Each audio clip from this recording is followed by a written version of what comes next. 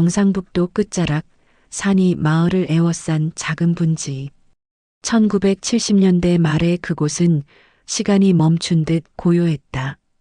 봄이면 복숭아꽃이 온 마을을 뒤덮었고 가을이면 고추 말리는 냄새가 골목마다 배어들었다. 하지만 그 평화로운 풍경 아래 누구도 들여다보지 않는 어둠이 있었다. 이서연이 태어난 날 산파 할머니는 아기를 들어 올리자마자 작게 혀를 찼다. 또 딸이네. 방문 밖에서 기다리던 아버지 이창수의 발소리가 멀어졌다. 술 마시러 나간 것이다. 어머니는 천장만 바라보며 눈물도 흘리지 않았다. 이미 셋째 딸이었다. 마을 사람들은 이 집은 복이 없나 바라며 고개를 저었다. 서연이 기억하는 가장 오래된 장면은 부엌 구석이었다. 5살 무렵 그녀는 늘 그곳에 쪼그리고 앉아 있었다. 밥상은 아버지와 오빠가 먼저 차지했고 어머니와 딸들은 남은 것을 나눠 먹었다. 오빠 이도현은 서연보다 6살 위였다. 마을 어른들은 그를 영리한 아이라고 칭찬했다. 성적도 좋고 말도 잘했다. 하지만 집안에서 도연이 서연을 바라보는 눈빛은 달랐다. 소유하려는 눈빛. 서연은 그게 뭔지 몰랐지만 본능적으로 피하고 싶었다. 아버지의 술버릇은 날이 갈수록 심해졌다. 저녁만 되면 막걸리 냄새가 마당을 가득 채웠고 고함 소리가 이어졌다. 인연들이 밥만 축낸다. 어머니는 맞으면서도 소리 한 번 지르지 않았다. 언니들은 일찍 시집을 갔다. 도망치듯 서연만 남았다. 9살이 되던 해봄 모든 게 바뀌었다. 그날도 저녁이었다. 어머니가 밭일을 하러 나가고 아버지는 술에 취해 쓰러져 있었다. 오빠 도연이 서연의 방문을 열었다. 서연아, 숙제 도와줄까? 서연은 고개를 끄덕였다. 오빠는 늘 자신에게 친절했다. 다른 가족들과 달리. 하지만 그날 오빠의 손이 이상한 곳을 만졌다. 서연은 움찔했다. 가만히 있어.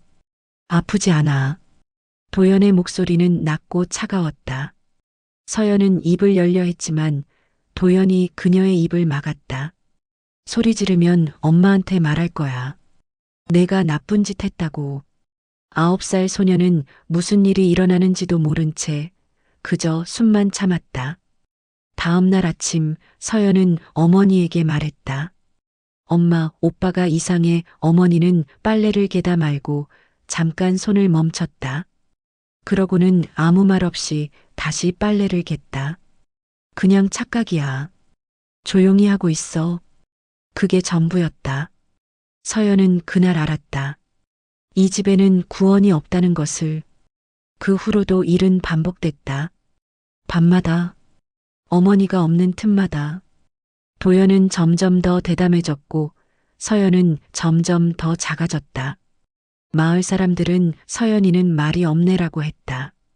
학교 선생님은 좀 더 밝게 지내라고 했다. 아무도 몰랐다. 아니, 알려 하지 않았다.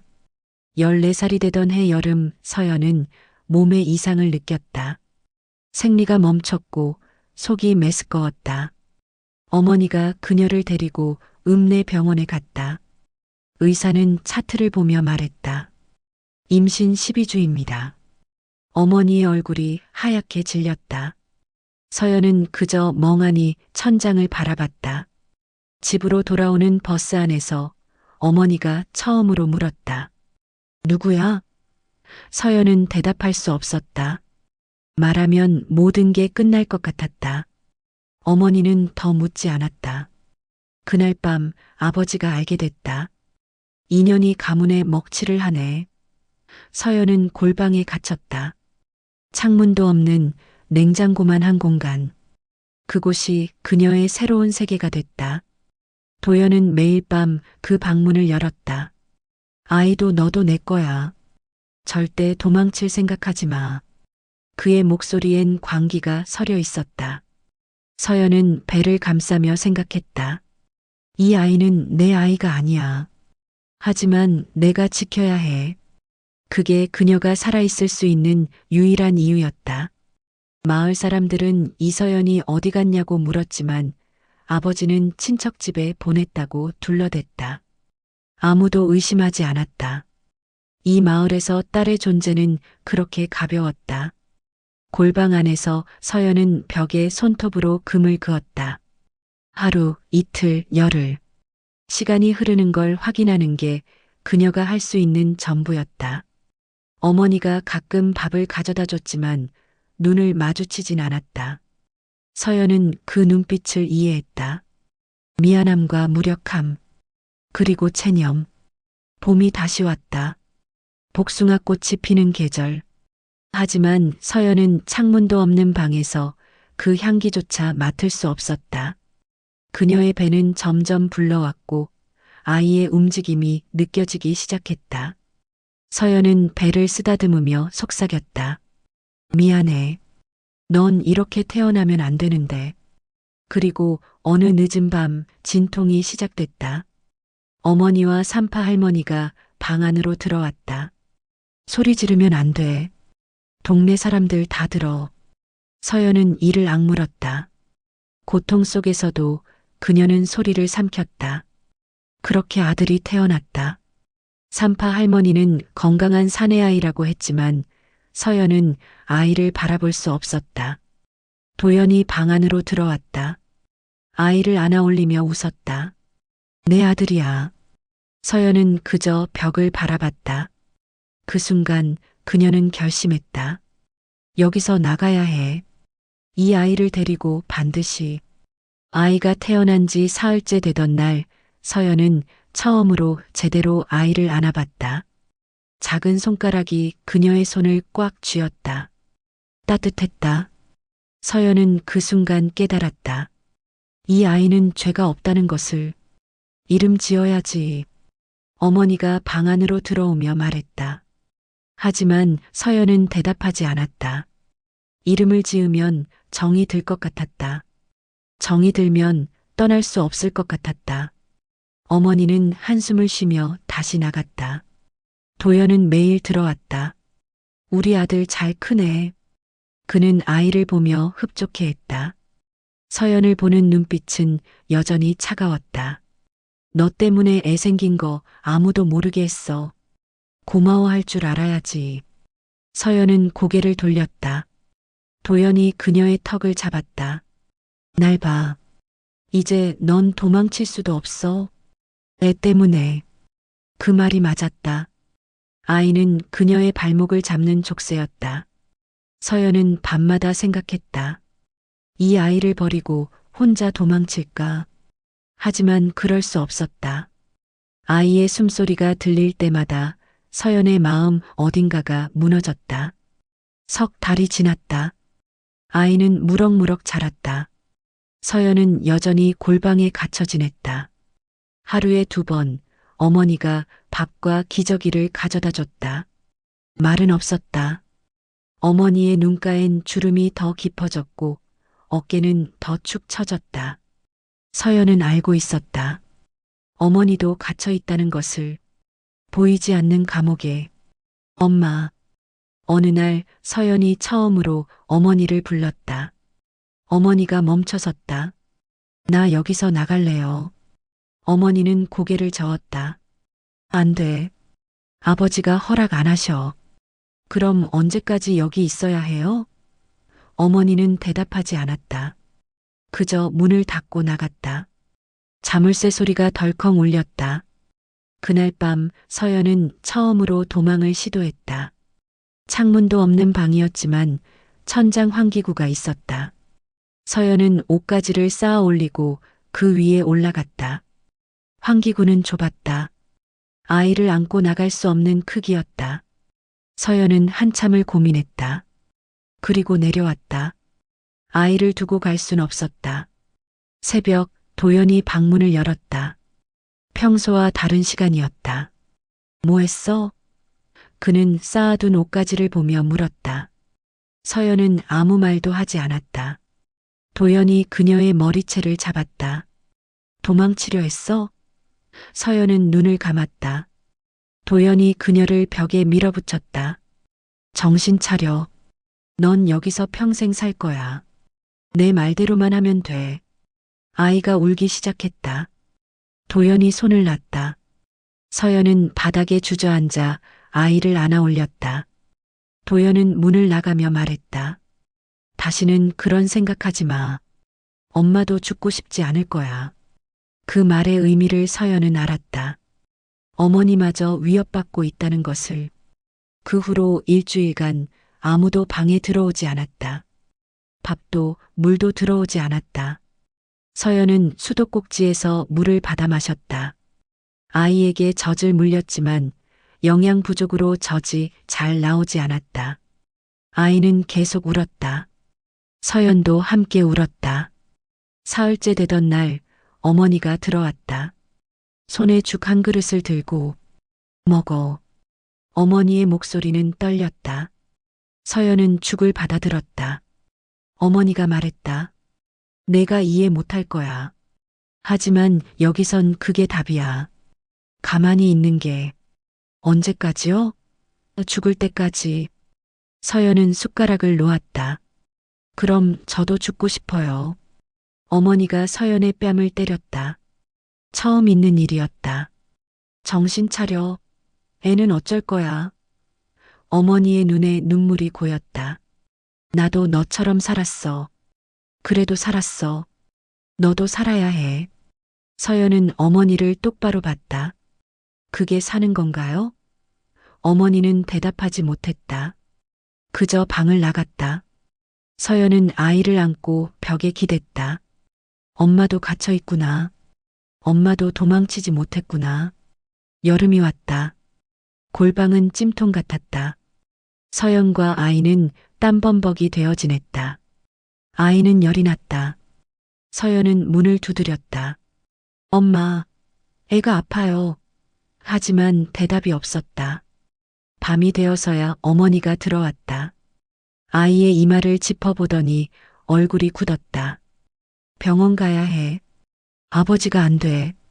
그럼 애가 죽으면 어쩌려고요. 어머니는 망설였다. 그리고 몰래 약을 구해왔다. 아이는 사흘 동안 앓다가 겨우 나았다. 서연은 그 사흘 동안 한숨도 자지 못했다. 아이가 죽을까봐. 아이가 죽으면 자신도 살아있을 이유가 없을 것 같아서. 아이가 돌이 되던 날 도연이 케이크를 들고 왔다. 우리 아들 돌잔치야. 서연은 멍하니 케이크를 바라봤다. 도연이 아이를 안아 올렸다. 아빠 닮았지? 서연은 고개를 돌렸다. 도연이 웃었다. 화내지 마. 우리 잘 살 수 있어. 내가 다 계획했어.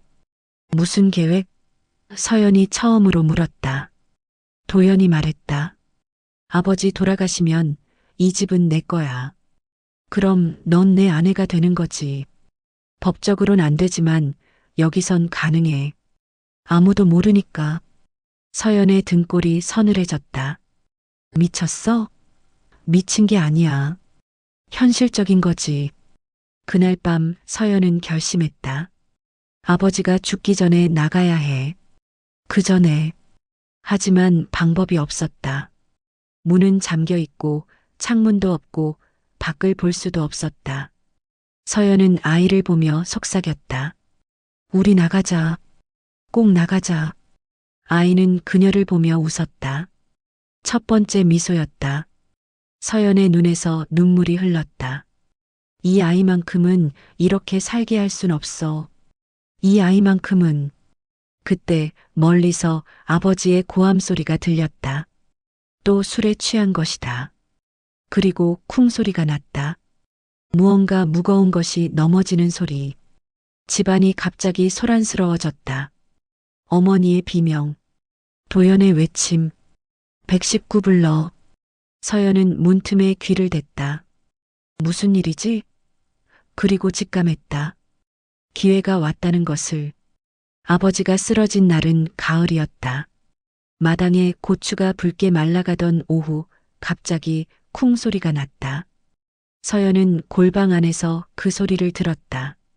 무언가 무겁고 단단한 것이 바닥에 부딪히는 소리. 여보, 여보. 어머니의 비명이 들렸다. 발소리가 급하게 움직였다. 도연아, 119 불러. 집안이 아수라장이 됐다. 서연은 문틈에 귀를 댔다. 심장이 빠르게 뛰었다. 아버지가 죽는 걸까?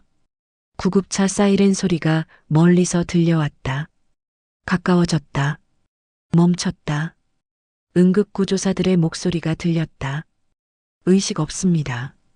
빨리 옮겨야 합니다. 들것이 나가는 소리. 어머니의 흐느낌. 그리고 정적. 서연은 그날 밤 아무도 밥을 가져다 주지 않았다. 물도 없었다. 아이는 배고파 울었고 서연도 목이 말랐다. 하지만 문은 여전히 잠겨 있었다. 밤새 아무도 오지 않았다. 이틀 후 어머니가 들어왔다. 눈이 퉁퉁 부어 있었다. 아버지 돌아가셨다. 서연은 아무 말도 하지 못했다. 슬프지 않았다. 오히려 안도했다.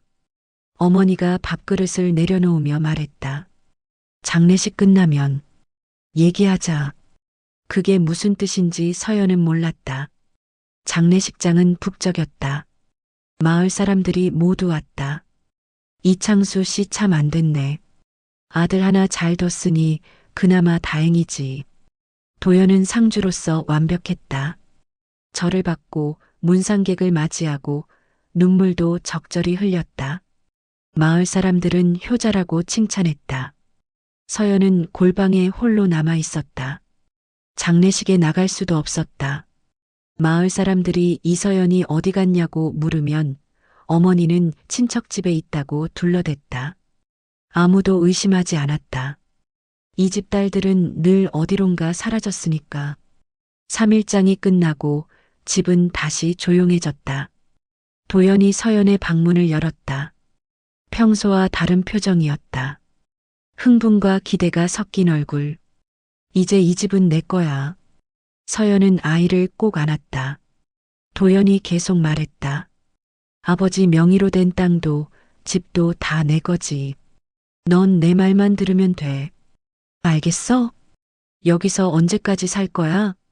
서연이 처음으로 물었다. 도연이 웃었다. 평생? 넌 내 여자니까. 미쳤어. 미친 게 아니야. 이게 현실이야. 도연이 문을 잠그고 나갔다. 서연은 벽에 머리를 기댔다. 아버지가 죽어도 달라지는 건 없구나. 그날 밤 서연은 창틀에 숨겨둔 작은 칼을 꺼냈다. 부엌에서 훔쳐온 과도였다. 손목에 대봤다. 단번에 그을 수 있을 것 같았다. 하지만 아이가 옆에서 잠들어 있었다. 서연은 칼을 다시 숨겼다. 아직은 안 돼. 이 아이를 두고 갈 순 없어. 일주일 후 낯선 여자가 집에 왔다. 서연은 목소리로만 알 수 있었다. 이모, 오랜만이에요. 도연의 인사. 도연이 많이 컸네. 조문 못 와서 미안하다. 여자의 목소리는 또렷했다. 서울 억양이었다. 어머니 어디 계세요? 여자가 물었다. 안에 계세요. 도연이 대답했다. 발소리가 멀어졌다. 서연은 귀를 기울였다. 누구지? 그날 저녁 어머니가 밥을 가져왔다. 뒤에 그 여자가 서 있었다. 서연이? 여자가 물었다. 서연은 고개를 들었다. 여자는 40대쯤 되어 보였다. 단정한 옷차림에 짧은 머리. 도시 사람의 분위기가 났다. 너 왜 여기 있니? 서연은 대답할 수 없었다. 어머니가 여자를 밖으로 끌어냈다. 정미야, 나중에 얘기하자. 그날 밤 거실에서 목소리가 들렸다. 정미와 어머니의 대화였다. 언니, 이게 말이 돼요? 저 애를 방에 가둬놨다고요? 쉿, 조용히 해. 도연이 들어. 도연이가 뭔데요? 저건 감금이에요. 범죄라고요. 어머니의 목소리가 떨렸다. 내가 어떻게 해? 집안 체면도 있고 체면이요? 내 인생은요? 정미의 목소리가 높아졌다. 도연의 방문이 열리는 소리가 났다. 이모, 무슨 일이세요? 도연아, 너도 알지?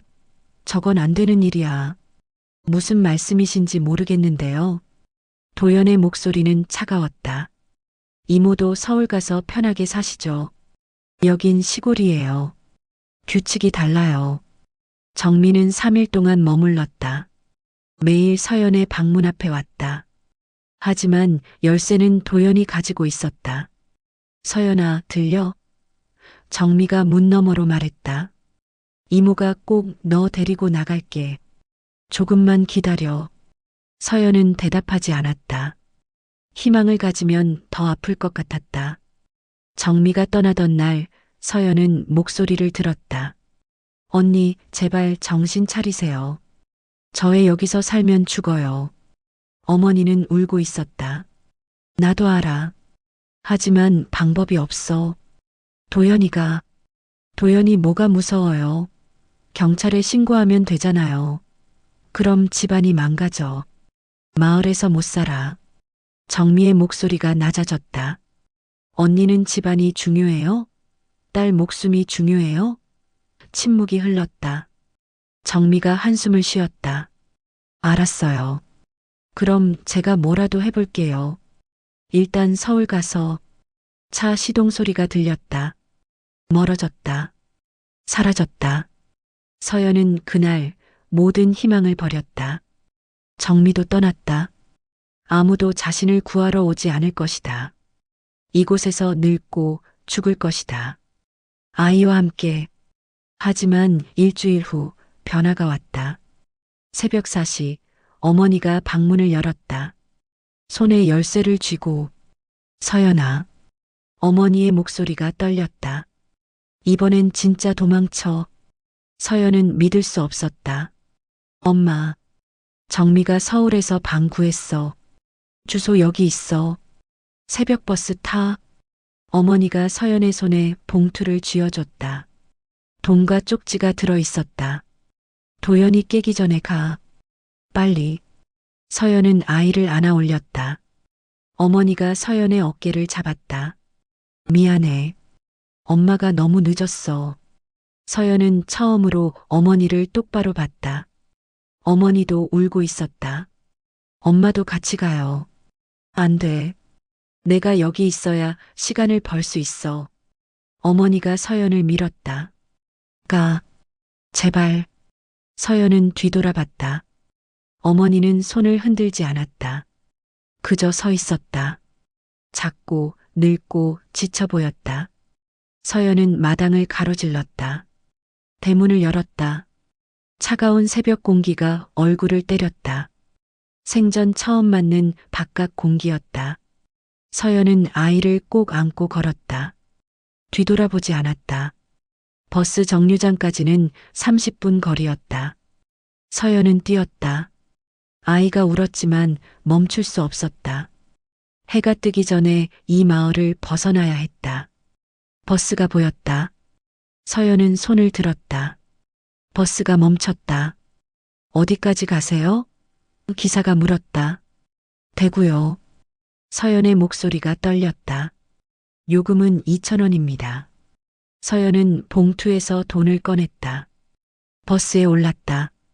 맨 뒷자리에 앉았다. 버스가 출발했다. 창밖으로 마을이 멀어졌다. 복숭아밭이, 논이, 산이 지나갔다. 서연은 아이를 내려다봤다. 아이는 잠들어 있었다. 서연이 속삭였다. 우리는 이제 살아야 해. 죽지 말고 살아야 해. 해가 떠올랐다. 서연은 생애 처음으로 자유로운 아침을 맞이했다. 대구 버스터미널은 낯설었다. 사람들이 빠르게 움직였다. 서연은 벤치에 앉아 봉투 속 쪽지를 꺼냈다.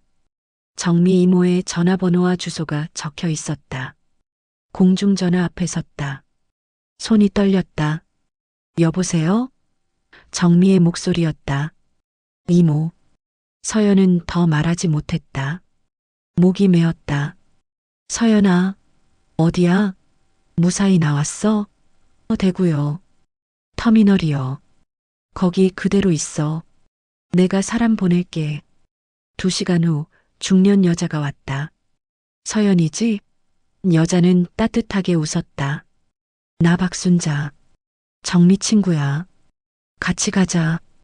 박순자는 서연과 아이를 데리고 식당으로 갔다. 밥 먹고 가야지. 서연은 몇 년 만에 밖에서 밥을 먹었다. 국밥이었다. 뜨거웠다. 눈물이 났다. 천천히 먹어. 배탈 나. 박순자가 물티슈를 건넸다. 아이는 박순자의 무릎에서 잠들었다. 애 이름이 뭐야? 아직. 서연은 고개를 숙였다. 이름을 못 지었어요. 박순자는 더 묻지 않았다. 그저 아이의 등을 토닥였다. 대구에서 서연은 박순자의 반찬 가게에서 일하기 시작했다. 설거지, 청소, 배달. 할 수 있는 건 뭐든 했다. 박순자는 월급 대신 방 한 칸과 밥을 제공했다. 돈은 나중에 줄게. 일단 내가 자리 잡아야지. 처음 한 달은 악몽이었다. 밤마다 도연이 문을 여는 꿈을 꿨다. 소리를 지르며 깼다. 박순자가 방문을 두드렸다. 괜찮아? 죄송해요. 깨웠죠? 아니야. 물 마셔. 박순자는 더 묻지 않았다. 다음 날 아침 그녀는 평소처럼 서연을 대했다. 2달째 서연은 처음으로 시장에 혼자 갔다. 장을 보러. 사람들 속에 섞였다. 아무도 자신을 쳐다보지 않았다. 아무도 묻지 않았다. 서연은 깨달았다. 여기선 나를 아무도 모른다. 그게 자유였다. 3달째 박순자가 물었다. 서울 갈 거야? 네. 정미한테 연락해봐. 때가 된 것 같아. 서연은 다시 공중전화 앞에 섰다. 이번엔 손이 덜 떨렸다. 이모, 저 서울 가도 될까요? 그래. 이제 올라와. 다 준비했어. 서울행 버스를 탔다. 아이는 창밖을 신기하게 바라봤다. 이제 돌이 넘었다. 걷기 시작했다. 서연은 아이의 손을 잡았다. 우리 서울 간다. 아이가 웃었다. 서연도 따라 웃었다. 오랜만이었다. 정민은 영등포에 작은 원룸을 구해뒀다. 여기서 살아. 보증금은 내가 냈어. 월세는 내가 벌어서 내. 감사합니다. 사과는 언니한테 해. 나한테 하지 말고. 정미의 목소리는 단호했다. 하지만 눈빛은 따뜻했다. 일자리도 알아봤어. 내 친구가 반찬 가게 하는데 거기서 일해볼래? 네. 뭐든 할게요. 좋아. 내일부터 나와. 정미가 봉투를 꺼냈다. 당분간 쓸 돈. 아꼈어. 서연은 봉투를 받으며 고개를 숙였다. 이모 됐어. 그냥 잘 살아. 그게 은혜 갚는 거야. 새 일터는 대림동이었다. 사장 김미숙은 50대 여자였다. 정미한테 들었어. 힘들었겠다. 괜찮습니다. 여기선 과거 안 물어. 일만 잘하면 돼. 김미숙은 그 말을 지켰다. 한 번도 서연의 사정을 캐묻지 않았다. 일은 곧했다. 새벽 4시에 일어나 반찬을 만들었다. 김치, 나물, 조림. 손이 익숙해졌다. 배달도 다녔다. 무거운 보따리를 들고 계단을 오르내렸다. 하지만 싫지 않았다. 돈을 벌었다. 자기 돈으로 밥을 사 먹었다. 자기 이름으로 통장을 만들었다. 아이는 근처 어린이집에 맡겼다. 처음엔 울었다. 서연도 불안했다. 하지만 일주일 후 아이는 웃으며 서연을 맞이했다. 엄마. 아이가 처음으로 말했다. 서연은 그 자리에 주저앉아 울었다. 원장 선생님이 등을 두드렸다. 괜찮아요. 다들 그래요. 1년이 지났다. 서연은 김미숙의 오른팔이 됐다. 주문을 받고 배달을 조율하고 가끔 새 메뉴를 제안했다. 너 장사 감각 있어. 김미숙이 말했다. 배워서 그런가 봐요. 누구한테? 사장님한테요. 김미숙이 웃었다. 입 빨린 소리. 어느 날 김미숙이 서연을 불렀다. 나 고향 내려가. 부모님 연세가 있으셔서. 언제 다시 오세요? 안 와. 이 가게 정리하려고. 서연의 심장이 내려앉았다. 그럼 저는 너 하고 싶어? 네. 이 가게 내가 하고 싶냐고. 김미숙은 권리금도 안 받았다. 보증금만 넘기고 떠났다. 잘하고 있잖아. 계속해. 사장님, 이러시면. 됐어. 남 받을 만큼 받았어. 너도 누군가 도와줘. 나중에. 김미숙은 그렇게 떠났다. 서연은 혼자 가게에 섰다. 새 간판을 달았다. 서연 내 반찬. 아이는 초등학교에 들어갔다. 이름을 지었다. 이준호. 새로운 시작이라는 뜻으로. 준호는 밝았다. 친구도 많았다. 서연은 학교 앞에서 준호를 기다렸다. 다른 엄마들과 섞였다. 평범한 엄마처럼. 준호 엄마, 커피 한 잔 해요. 옆 반 엄마가 물었다. 네, 좋아요. 서연은 처음으로 친구를 사귀었다. 아니, 정확히는 평범한 관계를 가졌다. 묻지 않고 설명하지 않는. 그저 오늘의 날씨와 아이들 얘기를 나누는. 3년 후 서연은 가게를 확장했다. 직원도 2명 고용했다. 그중 1명은 쉼터에서 나온 20대 여자였다. 경력 없어도 돼요? 괜찮아. 배우면 돼. 서연은 그녀에게 월급을 미리 줬다. 정착할 때까지 쓰세요. 여자가 울었다. 감사합니다. 아니에요. 저도 받았던 거니까. 준호는 장학금을 받아 중학교에 갔다. 성적이 좋았다. 엄마, 나 사회복지사 되고 싶어. 왜?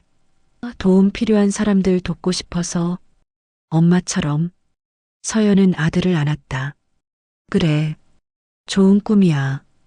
어느 봄날 정미가 가게에 왔다. 몇 년 만이었다. 잘 됐네. 이모 덕분이에요. 아니야. 내 덕분이지. 정미가 서연의 손을 잡았다. 잘 살고 있구나. 네. 살고 있어요. 두 사람은 함께 웃었다. 밤 서연은 가게 문을 닫으며 거리를 바라봤다. 네온 사인이 깜빡였다. 사람들이 지나갔다. 서연은 이제 그들 중 하나. 특별할 것 없는 평범한 사람.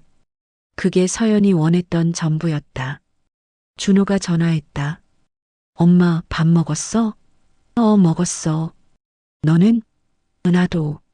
숙제하고 있어. 그래. 일찍 자. 엄마도. 전화를 끊었다. 서연은 휴대폰을 보며 미소 지었다. 집으로 돌아가는 길, 서연은 하늘을 올려다봤다. 별이 보였다. 옛날 골방에선 볼 수 없었던 별. 서연은 걸었다. 천천히 단단하게. 자기 발로. 이제 누구의 소유도 아니에요. 서연은 혼잣말했다. 제 삶은 제가 가꿀 겁니다. 그리고 그녀는 정말로 그렇게 살았다. 아버지가 쓰러진 날은 가을이었다. 마당에 고추가 붉게 말라가던 오후 갑자기 쿵 소리가 났다. 서연은 골방 안에서 그 소리를 들었다. 무언가 무겁고 단단한 것이 바닥에 부딪히는 소리. 여보, 여보. 어머니의 비명이 들렸다. 발소리가 급하게 움직였다. 도연아, 119 불러. 집안이 아수라장이 됐다. 서연은 문틈에 귀를 댔다. 심장이 빠르게 뛰었다. 아버지가 죽는 걸까? 구급차 사이렌 소리가 멀리서 들려왔다. 가까워졌다. 멈췄다. 응급구조사들의 목소리가 들렸다. 의식 없습니다. 빨리 옮겨야 합니다. 들것이 나가는 소리. 어머니의 흐느낌, 그리고 정적. 서연은 그날 밤 아무도 밥을 가져다 주지 않았다. 물도 없었다. 아이는 배고파 울었고 서연도 목이 말랐다. 하지만 문은 여전히 잠겨 있었다. 밤새 아무도 오지 않았다. 이틀 후 어머니가 들어왔다. 눈이 퉁퉁 부어 있었다. 아버지 돌아가셨다. 서연은 아무 말도 하지 못했다. 슬프지 않았다. 오히려 안도했다. 어머니가 밥그릇을 내려놓으며 말했다. 장례식 끝나면 얘기하자. 그게 무슨 뜻인지 서연은 몰랐다. 장례식장은 북적였다. 마을 사람들이 모두 왔다. 이창수 씨 참 안 됐네. 아들 하나 잘 뒀으니 그나마 다행이지. 도연은 상주로서 완벽했다. 절을 받고 문상객을 맞이하고 눈물도 적절히 흘렸다. 마을 사람들은 효자라고 칭찬했다. 서연은 골방에 홀로 남아 있었다. 장례식에 나갈 수도 없었다. 마을 사람들이 이서연이 어디 갔냐고 물으면 어머니는 친척집에 있다고 둘러댔다. 아무도 의심하지 않았다. 이 집 딸들은 늘 어디론가 사라졌으니까. 3일장이 끝나고 집은 다시 조용해졌다. 도연이 서연의 방문을 열었다. 평소와 다른 표정이었다. 흥분과 기대가 섞인 얼굴. 이제 이 집은 내 거야. 서연은 아이를 꼭 안았다. 도연이 계속 말했다. 아버지 명의로 된 땅도 집도 다 내 거지. 넌 내 말만 들으면 돼. 알겠어? 여기서 언제까지 살 거야? 서연이 처음으로 물었다. 도연이 웃었다. 평생? 넌 내 여자니까. 미쳤어. 미친 게 아니야. 이게 현실이야. 도연이 문을 잠그고 나갔다. 서연은 벽에 머리를 기댔다. 아버지가 죽어도 달라지는 건 없구나. 그날 밤 서연은 창틀에 숨겨둔 작은 칼을 꺼냈다. 부엌에서 훔쳐온 과도였다. 손목에 대봤다. 단번에 그을 수 있을 것 같았다. 하지만 아이가 옆에서 잠들어 있었다. 서연은 칼을 다시 숨겼다. 아직은 안 돼. 이 아이를 두고 갈 순 없어. 일주일 후 낯선 여자가 집에 왔다. 서연은 목소리로만 알 수 있었다. 이모, 오랜만이에요. 도연의 인사. 도연이 많이 컸네. 조문 못 와서 미안하다. 여자의 목소리는 또렷했다. 서울 억양이었다. 어머니 어디 계세요? 여자가 물었다. 안에 계세요. 도연이 대답했다. 발소리가 멀어졌다. 서연은 귀를 기울였다. 누구지? 그날 저녁 어머니가 밥을 가져왔다. 뒤에 그 여자가 서 있었다. 서연이? 여자가 물었다. 서연은 고개를 들었다.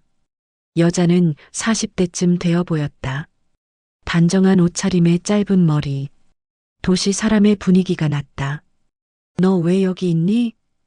서연은 대답할 수 없었다.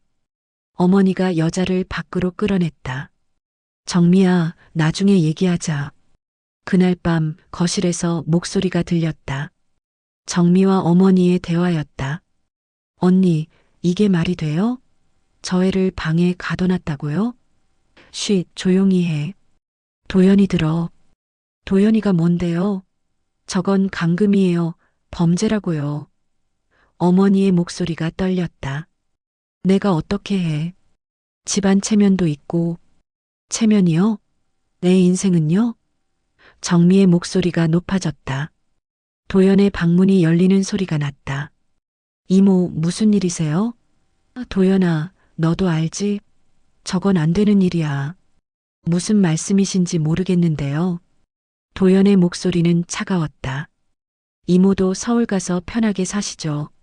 여긴 시골이에요. 규칙이 달라요. 정민은 3일 동안 머물렀다. 매일 서연의 방문 앞에 왔다.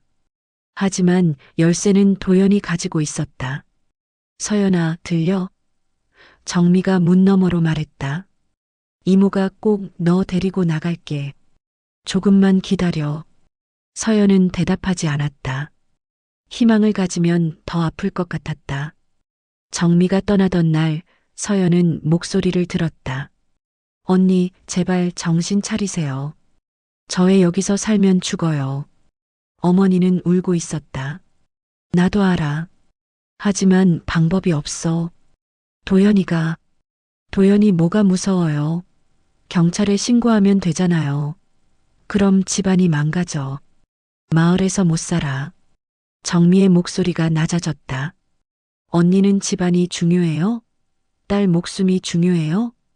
침묵이 흘렀다. 정미가 한숨을 쉬었다. 알았어요. 그럼 제가 뭐라도 해볼게요. 일단 서울 가서. 차 시동 소리가 들렸다. 멀어졌다. 사라졌다. 서연은 그날 모든 희망을 버렸다. 정미도 떠났다. 아무도 자신을 구하러 오지 않을 것이다. 이곳에서 늙고 죽을 것이다. 아이와 함께. 하지만 일주일 후 변화가 왔다. 새벽 4시 어머니가 방문을 열었다. 손에 열쇠를 쥐고. 서연아. 어머니의 목소리가 떨렸다. 이번엔 진짜 도망쳐.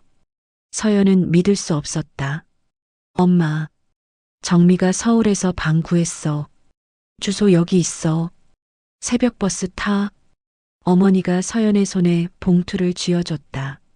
돈과 쪽지가 들어 있었다. 도연이 깨기 전에 가. 빨리. 서연은 아이를 안아 올렸다. 어머니가 서연의 어깨를 잡았다. 미안해. 엄마가 너무 늦었어. 서연은 처음으로 어머니를 똑바로 봤다. 어머니도 울고 있었다. 엄마도 같이 가요.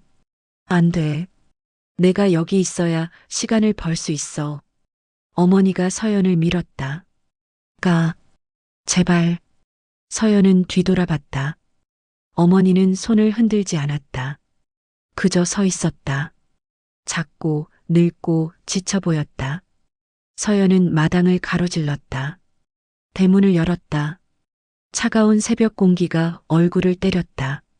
생전 처음 맞는 바깥 공기였다. 서연은 아이를 꼭 안고 걸었다. 뒤돌아보지 않았다. 버스 정류장까지는 30분 거리였다. 서연은 뛰었다. 아이가 울었지만 멈출 수 없었다. 해가 뜨기 전에 이 마을을 벗어나야 했다. 버스가 보였다. 서연은 손을 들었다. 버스가 멈췄다. 어디까지 가세요? 기사가 물었다. 대구요. 서연의 목소리가 떨렸다. 요금은 2,000원입니다. 서연은 봉투에서 돈을 꺼냈다. 버스에 올랐다. 맨 뒷자리에 앉았다. 버스가 출발했다.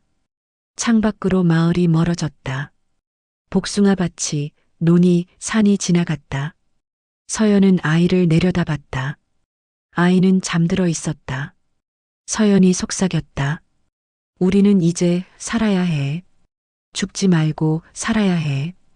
해가 떠올랐다. 서연은 생애 처음으로 자유로운 아침을 맞이했다. 대구 버스터미널은 낯설었다. 사람들이 빠르게 움직였다. 서연은 벤치에 앉아 봉투 속 쪽지를 꺼냈다. 정미 이모의 전화번호와 주소가 적혀 있었다. 공중전화 앞에 섰다. 손이 떨렸다. 여보세요? 정미의 목소리였다. 이모. 서연은 더 말하지 못했다. 목이 메었다. 서연아, 어디야? 무사히 나왔어? 대구요. 터미널이요. 거기 그대로 있어. 내가 사람 보낼게. 2시간 후 중년 여자가 왔다. 서연이지? 여자는 따뜻하게 웃었다. 나 박순자. 정미 친구야. 같이 가자. 박순자는 서연과 아이를 데리고 식당으로 갔다. 밥 먹고 가야지. 서연은 몇 년 만에 밖에서 밥을 먹었다. 국밥이었다. 뜨거웠다. 눈물이 났다. 천천히 먹어. 배탈 나. 박순자가 물티슈를 건넸다. 아이는 박순자의 무릎에서 잠들었다. 애 이름이 뭐야? 아직. 서연은 고개를 숙였다. 이름을 못 지었어요. 박순자는 더 묻지 않았다. 그저 아이의 등을 토닥였다. 대구에서 서연은 박순자의 반찬 가게에서 일하기 시작했다. 설거지, 청소, 배달. 할 수 있는 건 뭐든 했다. 박순자는 월급 대신 방 한 칸과 밥을 제공했다. 돈은 나중에 줄게. 일단 내가 자리 잡아야지. 처음 한 달은 악몽이었다. 밤마다 도연이 문을 여는 꿈을 꿨다. 소리를 지르며 깼다. 박순자가 방문을 두드렸다. 괜찮아? 죄송해요. 깨웠죠? 아니야. 물 마셔. 박순자는 더 묻지 않았다. 다음 날 아침 그녀는 평소처럼 서연을 대했다. 2달째 서연은 처음으로 시장에 혼자 갔다. 장을 보러 사람들 속에 섞였다. 아무도 자신을 쳐다보지 않았다. 아무도 묻지 않았다. 서연은 깨달았다. 여기선 나를 아무도 모른다. 그게 자유였다. 3달째 박순자가 물었다. 서울 갈 거야? 네. 정미한테 연락해봐. 때가 된 것 같아. 서연은 다시 공중전화 앞에 섰다. 이번엔 손이 덜 떨렸다. 이모, 저 서울 가도 될까요? 그래. 이제 올라와. 다 준비했어. 서울행 버스를 탔다. 아이는 창밖을 신기하게 바라봤다. 이제 돌이 넘었다. 걷기 시작했다. 서연은 아이의 손을 잡았다. 우리 서울 간다. 아이가 웃었다. 서연도 따라 웃었다. 오랜만이었다. 정민은 영등포에 작은 원룸을 구해뒀다. 여기서 살아. 보증금은 내가 냈어. 월세는 내가 벌어서 내. 감사합니다. 사과는 언니한테 해. 나한테 하지 말고. 정미의 목소리는 단호했다. 하지만 눈빛은 따뜻했다. 일자리도 알아봤어. 내 친구가 반찬 가게 하는데 거기서 일해볼래? 네. 뭐든 할게요. 좋아. 내일부터 나와. 정미가 봉투를 꺼냈다. 당분간 쓸 돈. 아꼈어. 서연은 봉투를 받으며 고개를 숙였다. 이모 됐어. 그냥 잘 살아. 그게 은혜 갚는 거야. 새 일터는 대림동이었다. 사장 김미숙은 50대 여자였다. 정미한테 들었어. 힘들었겠다. 괜찮습니다. 여기선 과거 안 물어. 일만 잘하면 돼. 김미숙은 그 말을 지켰다. 한 번도 서연의 사정을 캐묻지 않았다. 일은 곧했다. 새벽 4시에 일어나 반찬을 만들었다. 김치, 나물, 조림. 손이 익숙해졌다. 배달도 다녔다. 무거운 보따리를 들고 계단을 오르내렸다. 하지만 싫지 않았다. 돈을 벌었다. 자기 돈으로 밥을 사 먹었다. 자기 이름으로 통장을 만들었다. 아이는 근처 어린이집에 맡겼다. 처음엔 울었다. 서연도 불안했다. 하지만 일주일 후 아이는 웃으며 서연을 맞이했다. 엄마. 아이가 처음으로 말했다. 서연은 그 자리에 주저앉아 울었다. 원장 선생님이 등을 두드렸다. 괜찮아요. 다들 그래요. 1년이 지났다. 서연은 김미숙의 오른팔이 됐다. 주문을 받고 배달을 조율하고 가끔 새 메뉴를 제안했다. 너 장사 감각 있어. 김미숙이 말했다. 배워서 그런가 봐요. 누구한테? 사장님한테요. 김미숙이 웃었다. 입 빨린 소리. 어느 날 김미숙이 서연을 불렀다. 나 고향 내려가. 부모님 연세가 있으셔서. 언제 다시 오세요? 안 와. 이 가게 정리하려고. 서연의 심장이 내려앉았다. 그럼 저는 너 하고 싶어? 네. 이 가게 내가 하고 싶냐고. 김미숙은 권리금도 안 받았다. 보증금만 넘기고 떠났다. 잘하고 있잖아. 계속해. 사장님, 이러시면. 됐어. 남 받을 만큼 받았어. 너도 누군가 도와줘. 나중에. 김미숙은 그렇게 떠났다.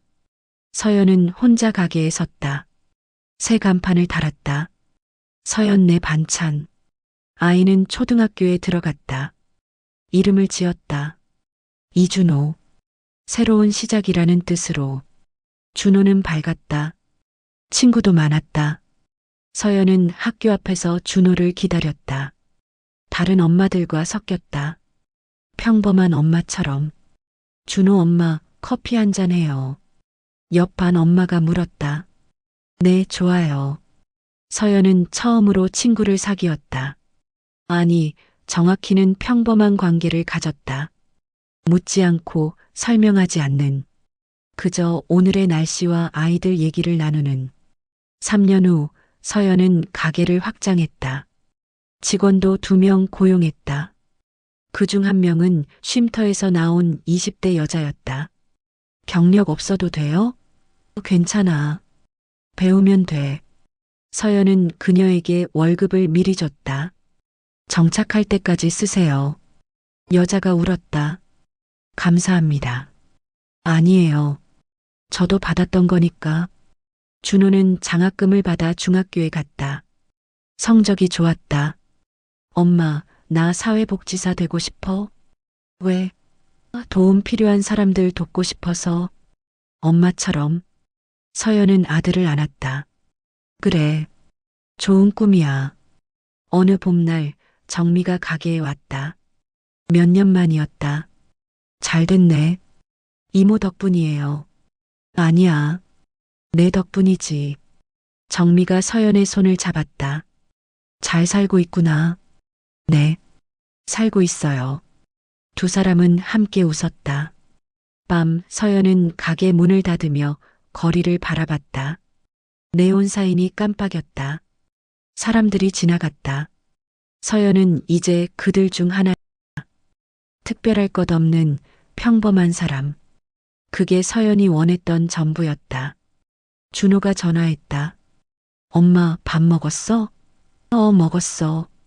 너는? 나도. 숙제하고 있어. 그래. 일찍 자. 엄마도. 전화를 끊었다. 서연은 휴대폰을 보며 미소 지었다. 집으로 돌아가는 길, 서연은 하늘을 올려다봤다. 별이 보였다. 옛날 골방에선 볼 수 없었던 별. 서연은 걸었다. 천천히 단단하게. 자기 발로. 이제 누구의 소유도 아니에요. 서연은 혼잣말했다. 제 삶은 제가 가꿀 겁니다. 그리고 그녀는 정말로 그렇게 살았다. 준호가 대학을 졸업하던 날 서연은 처음으로 정장을 입었다. 거울을 보며 낯설어했다. 엄마 예쁘다. 준호가 웃었다. 거짓말. 진짜야. 모자는 함께 졸업식장으로 갔다. 준호는 사회복지학과를 수석으로 졸업했다. 이준호 학생, 장학금 수여.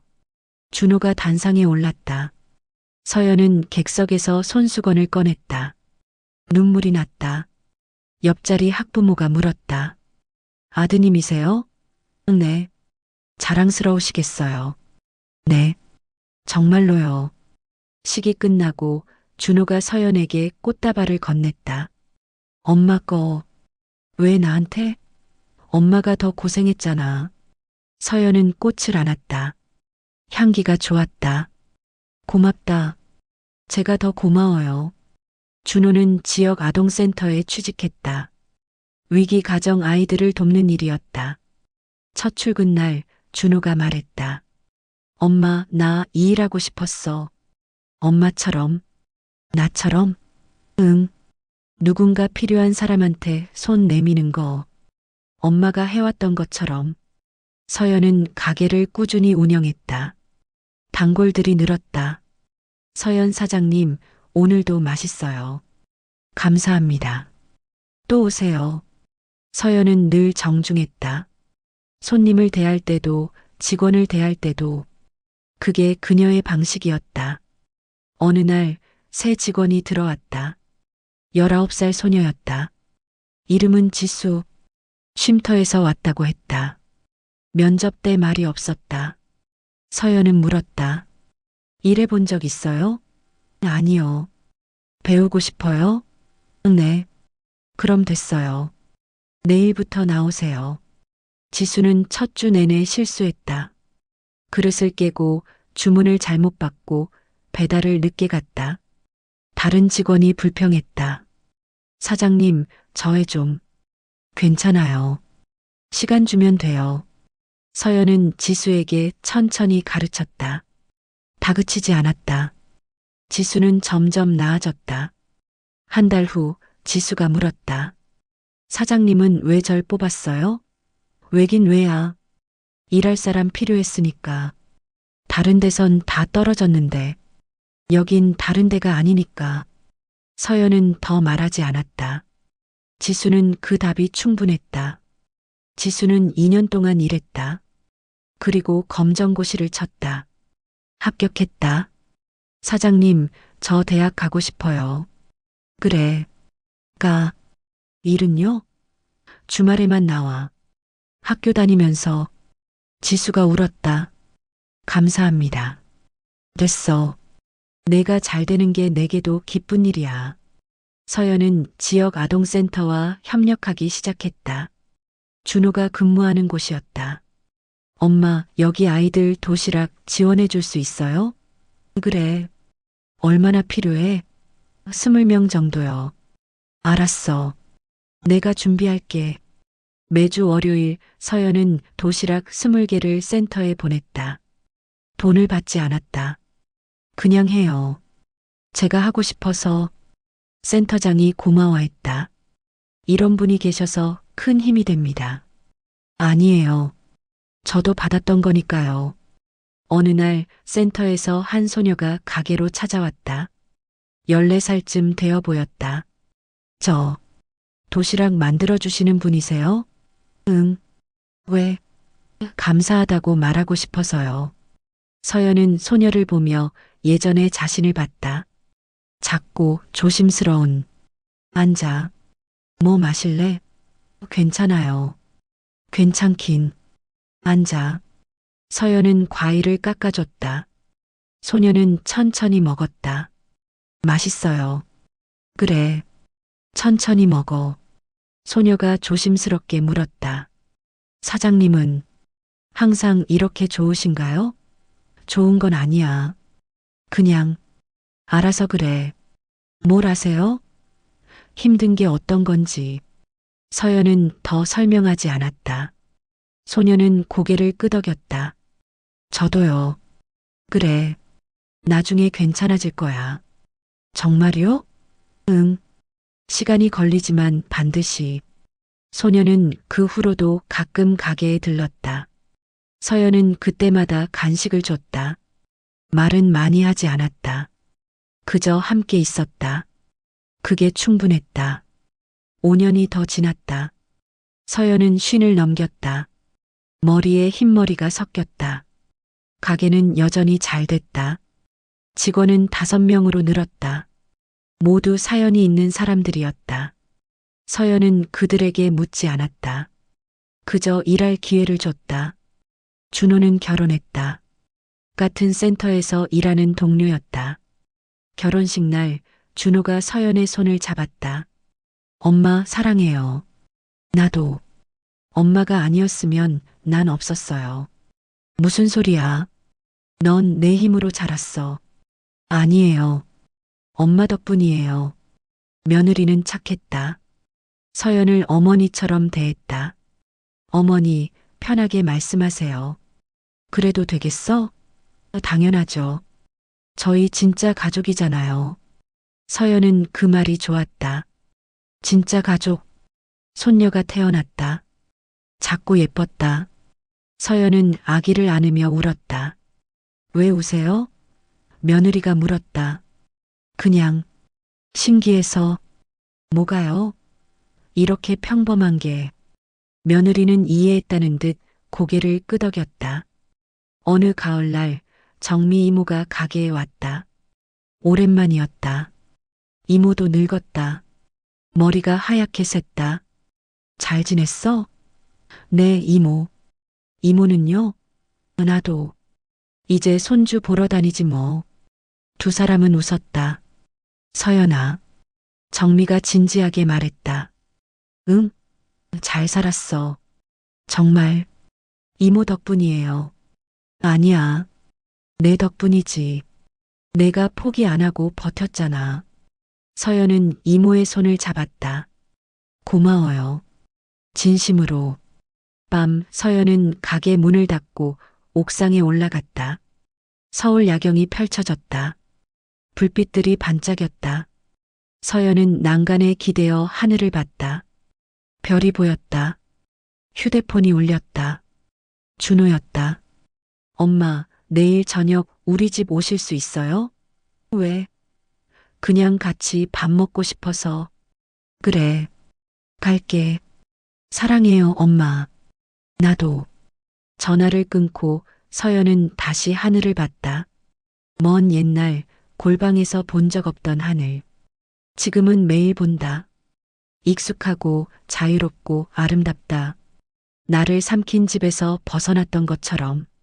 서연은 혼잣말했다. 누구든 벗어날 수 있어. 반드시.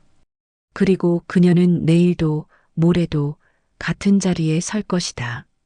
가게를 열고 사람들을 맞이하고 도움이 필요한 이에게 손을 내밀 것이다. 자신이 받았던 것처럼. 서연은 계단을 내려갔다. 천천히 단단하게. 자기 발로. 자기 이름으로. 이서연으로. 그리고 그게 그녀의 인생이었다. 충분히 좋았고, 충분히 의미 있었고, 충분히 아름다웠다.